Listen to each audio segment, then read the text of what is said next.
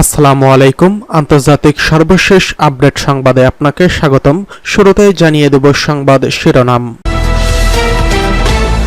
শুরুতেই জানিয়ে দেব Israeli drone ভূপাতিত করছে লেবাননের সশস্ত্র গোষ্ঠী হিজবুল্লাহর বড় ব্যবধানের জয়। জানিয়ে দেব ইউক্রেনকে আর সহায়তা না করার ইঙ্গিত দিচ্ছে ট্রাম্প প্রশাসন। এদিকে ৯৫,০০০ ফিলিস্তিনির জরুরি মানবিক সহায়তা প্রয়োজন বলছে জাতিসংঘের জরিপ।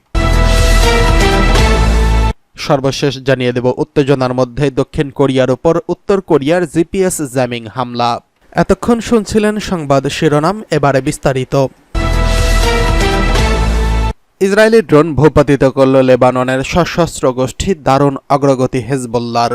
দখলদার ইসরায়েলের একটি অত্যাধুনিক ড্রোন ভূপাতিত করছে লেবাননের সশস্ত্র গোষ্ঠী হিজবুল্লাহ। হারমেস 450 নামের ড্রোনটি দিয়ে লেবাননের গোয়েন্দা কর্মকাণ্ড চালাচ্ছিল দখলদাররা। হিজবুল্লাহ জানিয়েছে এটি ভূপাতিত করতে ব্যবহার করা হয়েছে সারফেস টু এয়ার মিসাইল। সশস্ত্র গোষ্ঠীটি জানিয়েছে ড্রোনটি ভূপাতিত করার পর এটি গিয়ে পরে নাবাতিহ নামক একটি এলাকায়, এরপর সেখানে যুদ্ধ বিমান দিয়ে হামলা চালায় দখলদাররা।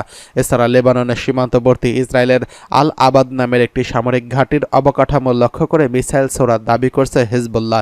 এছাড়া অবৈধ বসতি আল মানারা লক্ষ্য করে হামলা চালানো হয়েছে বলে জানিয়েছেন তারা। আরেক অবৈধ বসতি কিরিয়াত শামনেতে রকেট ছোড়া হয়েছে বলে জানিয়েছে হিজবুল্লাহ।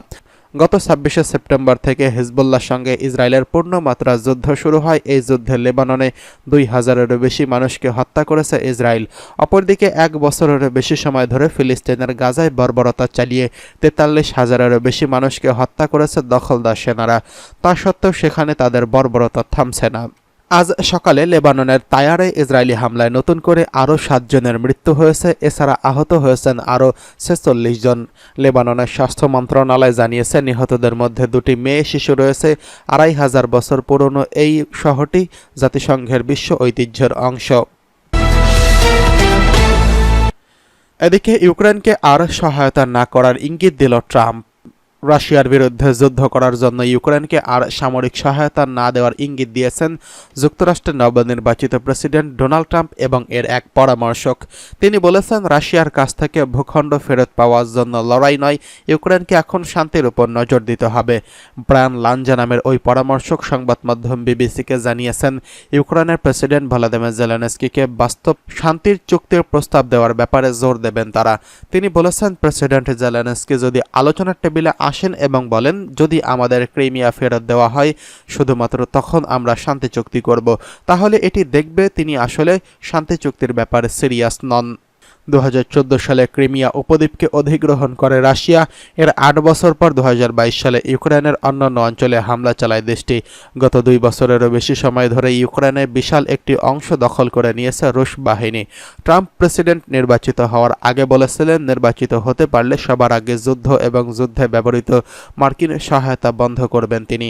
বর্তমান প্রেসিডেন্ট জো বাইডেনের ডেমোক্রেটিক দল বলছে, ট্রাম্পের এমন অবস্থান ইউক্রেনের জন্য আত্মসমর্পণ করা শামিল। এছাড়া তার এই নীতিতে পুরো ইউরোপের ঝুঁকিতে পড়বে বলে দাবি করছে তারা। গত মাসে জেলেনস্কি ইউক্রেনের পার্লামেন্টে শান্তি পরিকল্পনা নামের একটি প্রস্তাব উত্থাপন করেন। এতে বলা হয়, ইউক্রেনের ভৌগোলিক অখণ্ডতার বিনিময়ে তারা কোনো শান্তি চুক্তি করবেন না। নির্বাচনী প্রচারণা চালানোর সময় ট্রাম্প কয়েকবার বলছেন, তিনি প্রেসিডেন্ট হলে ২৪ ঘন্টার মধ্যে রাশিয়া ইউক্রেন যুদ্ধ বন্ধ করবেন। তবে কিভাবে এটি সম্ভব করবেন তার বিস্তারিত কিছু বলেননি তিনি। ট্রাম্পের এই পরামর্শক ক্রিমিয়ার কথা উল্লেখ করলেও ইউক্রেনের পূর্বাঞ্চলে অন্যান্য ভূখণ্ডের বিষয়টি উল্লেখ করেননি, যা দখল করে রেখেছে রাশিয়ার সেনারা। এদিকে ৯৫,০০০ ফিলিস্তিনের জরুরি মানবিক সহায়তার প্রয়োজন বলছে জাতিসংঘের জরিপ। জাতিসংঘের মানবিক সহায়তা সমন্বয় কার্যালয় জানিয়েছে, ইসরায়েলি বাহিনী বছরব্যাপী আক্রমণের ফলে উত্তর গাজায় গুরুত্বপূর্ণ পণ্যের সরবরাহ কঠোরভাবে সীমাবদ্ধ হয়ে পড়ছে। এর ফলে ৯৫,০০০ ফিলিস্তিনি জরুরি মানবিক সহায়তার প্রয়োজনীয়তার উপর মুখোমুখি হয়েছেন। জাতিসংঘের এই ঘোষণাটি এমন সময় এসেছে যখন গাজার মানবিক পরিস্থিতি নিয়ে উদ্বেগ ব্যাপকভাবে বেড়েছে, যা ইসরায়েলের নিষেধাজ্ঞা নিষেধাজ্ঞার কারণে আরও খারাপ হওয়ার আশঙ্কা করা হচ্ছে। গাজায় ইসরায়েলি আগ্রাসন ও নিষেধাজ্ঞার আওতায় ফিলিস্তিনি শরণার্থীদের জন্য জাতিসংঘ সংস্থাটি গাজার মধ্যে কোনো সহায়তা কার্যক্রম চালাতে পারছে না। আল জাজিরা শুক্রবার রাতের এক প্রতিবেদনে জানানো হয়েছে, ইসরায়েলি কর্মকর্তারা গাজায় একটি নতুন সহায়তা ক্রসিং খোলার পরিকল্পনা করছেন। এর আগে যুক্তরাষ্ট্র একটি নির্দিষ্ট সময়সীমা নির্ধারণ করে ইসরায়েলকে গাজায় মানবিক সহায়তা প্রদানের নির্দেশ দেয়, যা না মানলে ইসরায়েলকে সরাসরি সামরিক সহায়তা বন্ধ করার হুঁশিয়ারি দেওয়া হয়েছে। এদিকে জাতিসংঘ গাজায় ইসরায়েলি আক্রমণের নিন্দা জানিয়েছে। জাতিসংঘ বৈশ্বিক সংস্থাটি জানিয়েছে যে গাজায় নিহতদের প্রায় 70% নারী ও শিশু। উল্লেখ্য, 2023 সালের 7 অক্টোবর থেকে শুরু হওয়া গাজা যুদ্ধে এই পর্যন্ত 43,552 জনেরও বেশি ফিলিস্তিনি নিহত এবং 1,02,765 জন আহত হয়েছেন, যাদের মধ্যে অধিকাংশই নারী ও শিশু বলে জানিয়েছে গাজা স্বাস্থ্য কর্তৃপক্ষ। জাতিসংঘের মানবাধিকার কমিশনের সাম্প্রতিক প্রতিবেদনে গাজায় বেসামরিক জনসংখ্যার উপর ব্যাপক মানবাধিকার লঙ্ঘনের বিষয়টি উল্লেখ করা হয়েছে।